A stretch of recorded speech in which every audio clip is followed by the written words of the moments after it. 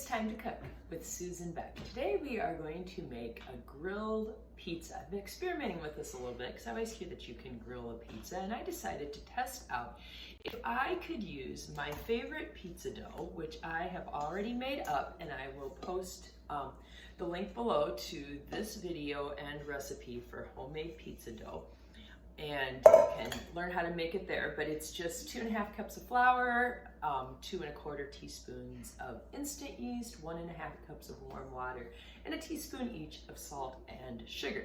You mix it all together. Oh, 2 tablespoons of olive oil in there too. Mix it all together, put it in a bowl, cover it, and leave it sit for 15 minutes. Now, as I've experimented with this, there's a few things that I have decided are helpful. One, get your grill really hot, because this would normally cook at 425 degrees in your oven, so you're going to want a warm grill, a really hot grill as well.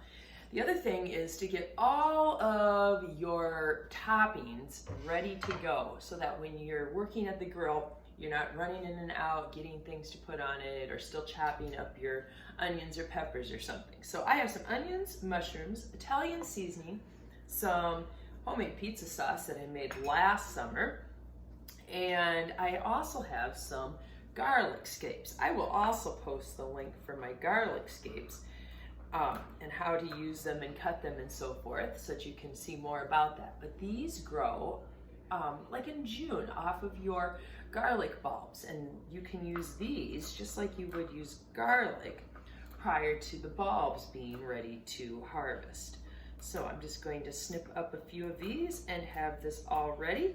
Then I'll grab my cheese out of the fridge and my pepperonis as well, and be ready to head out to the grill with everything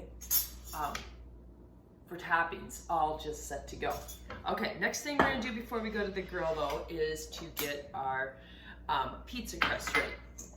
Now I can make 4 individual pizza crusts out of this. Today I am going to start all 4 of them, but then because it's only my husband and I, and we don't really need 2 pizzas, plus these beautiful garden salads I made today with all the great produce that's growing outside.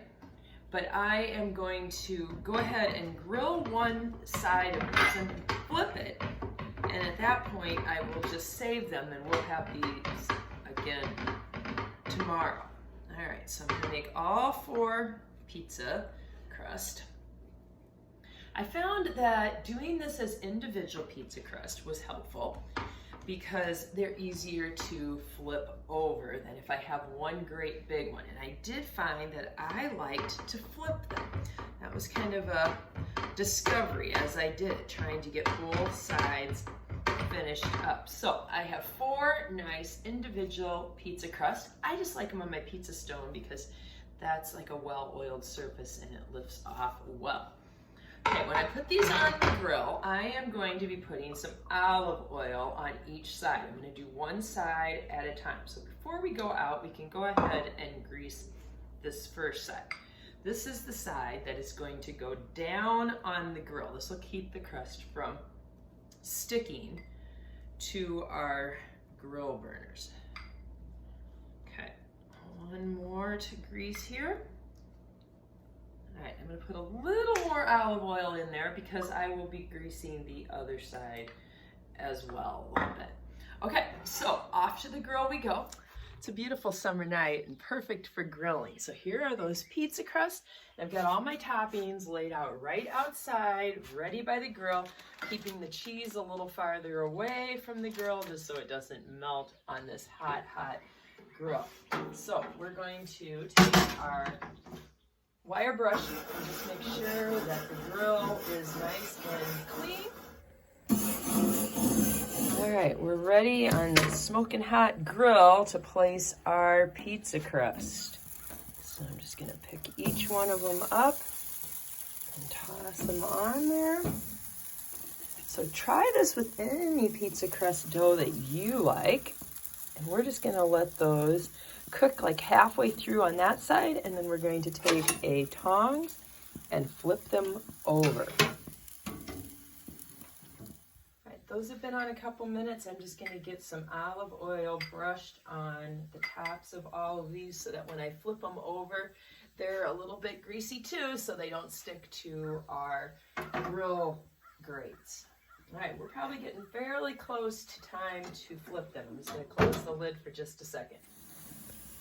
All right, I'm going to use the spatula here, I think, and just get these flipped over. As you can see, the back sides are nice and grilled and charred. Okay, we're going to quickly get all of our toppings put on top of these. And I'm also going to turn my burners down to like a medium low. So I removed the two that I'm not going to make tonight.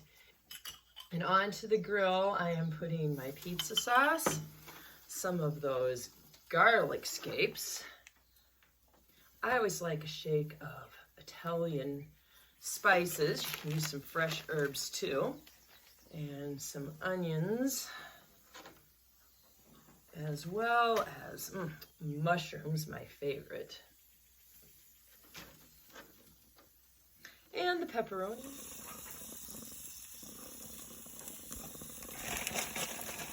Two pizza crusts that I am saving for tomorrow have cooled, and I am just going to slip them into a Ziploc bag, put them into the refrigerator, and then the side that's already been grilled will be the top of my pizza as I grill the bottom for lunch tomorrow. Time to remove those pizzas. Now, because this is a grill and not an oven, the cheeses don't get nice and toasty brown on the top so much because all the heat is coming from the bottom. But we still can get it nice and melted. I'll turn off the grill and go in and try these grilled pizzas. All right, it's time to try this grilled pizza here. Knife and fork here. Just cut a little chunk off that.